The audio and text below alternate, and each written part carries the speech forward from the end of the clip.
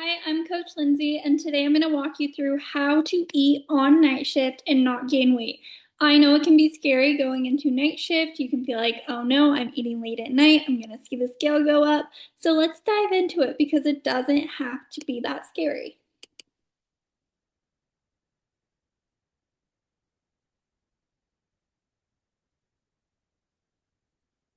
Always takes a minute for me to get this pulled up, but here we go.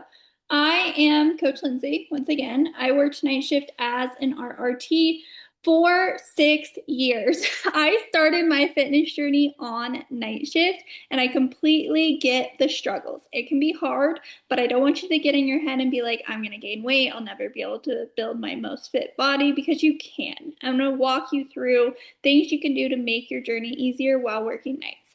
I've been able to lose 10 plus pounds multiple times while working night shift, and I've been able to be consistent with 4 lifts per week and macro tracking. So I'm confident you can too. When to eat. So do not panic about eating too late at night. I know this is a fear. I hear it all the time. You need to stop and be like, okay, it's no big deal. As long as you know your calorie budget and track your food accurately, you will not gain weight because you eat in the middle of the night. So it's not about when you're eating, it's how much you're eating.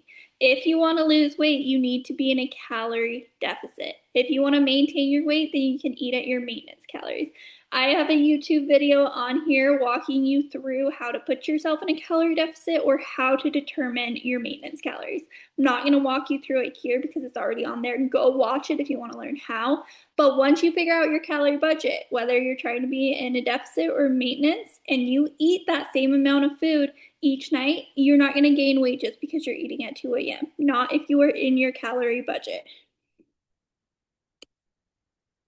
Okay, there are a couple different ways you can track your food. This is very important. Pick one way and stick to it. You don't want to be switching back and forth. Personally, for night shifters, I recommend midnight to midnight. Your calorie budget starts over every night at midnight. So just think about that. Clock hits midnight, it's a new day, your calories start over. So if you're aiming to eat 1,600 calories per day, you would start at 0 calories at midnight, and then you'd have to eat 1,600 calories until midnight the next day. So that is your time frame. If you eat within your budget, you're not going to gain weight. Or sleep to wake. You track from the moment you wake up to the moment you go to bed. That means if you wake up at 4 p.m. for your night shift, that was me, then you start your day at 4 p.m. at 0 calories. And then you go to bed at 8 a.m. You had until 4 p.m. to 8 a.m. to eat your 1,600 calories, right? So you would track from sleep to wake, or wake to sleep. I said that backwards. Moment you wake up, moment you go to bed, that is your budget. So you want to pick one way. Don't switch back and forth. Just do it one way. It can help to get into a routine with your meals. Now, I get working in healthcare, you have to be adaptable. If you're not adaptable, you're going to fail, right? But you still want to plan, set yourself up for success. You don't want to be someone that's like, I don't know what's going to happen on my shift, so I'm not going to plan. No, you need a plan. You need to have some idea of when you're going to eat. You need to have some idea of what you're going to eat, especially if you're tracking your food, right? And you're trying to hit within your budget. You need to plan out your days and be adaptable with what time you're eating at. But what you don't have to be adaptable with is eating a high protein breakfast, larger meal before you go into your shift. That's going to be really helpful. So here's just a little schedule for you. Wake up at 4 p.m., high protein breakfast, non negotiable. This is something that will help you so much. No, don't fast, don't go into work and be starving, because you're going to walk in. There's going to be things on your break room table that are really tempting, and you haven't eaten all day and you're just going to binge it. So be careful with that. Highly recommend you are eating a nice breakfast full of protein and fiber before your shift. Go into work at 7 p.m., have a snack at 9 p.m., and then lunch at 11 p.m. This is my largest meal, and I would do either 11 or midnight, and also sometimes that ended up being 2 a.m. because things got busy. So be adaptable, shift things. It's okay to have to shift things.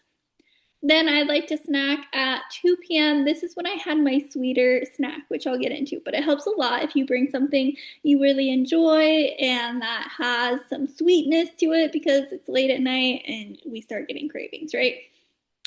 Dinner at 4 a.m. This is a lighter meal for me, and I'll give you guys examples. Okay, here's an example. So if you're trying to eat 1,600 calories, we want to keep your protein high and we want to prioritize fiber. Protein and fiber are going to make you feel more full. This is going to help you stick to your calorie budget and make things easier. Also, protein is just so important for building lean muscle mass and achieving that toned look. So just some ideas. Meal one could be high protein egg and toast and fruit.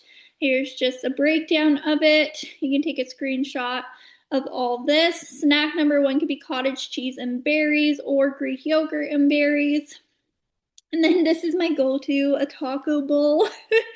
So I would do lean meat and then add the toppings that I love. And it's an easy way to just stack that protein up. Also, you can get in fiber.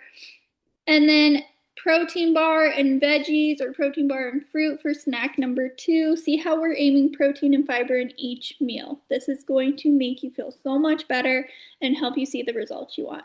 And then meal three, like I said, I liked a lighter meal three and I liked it kind of sweet.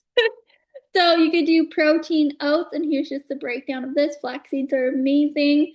And yeah, this is a great way to hit your goals. And you know how I created this? Chat GPT. So if you have a calorie budget, you have a protein goal, and you go on Chat GPT and you say, create me a meal plan for my 12-hour shifts with this, this, and this, it will create this for you. And if you're like, I don't like your idea of meal number three, they will swap it out for you.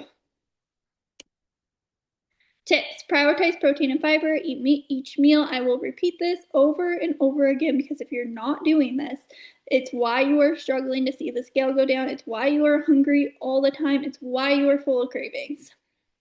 Pack sweet foods. This is such a huge tip that you need to follow. If you are someone who's reaching for candy, donuts, cookies at night, pack something sweet that you enjoy. And it doesn't have to always be like fruit and yogurt.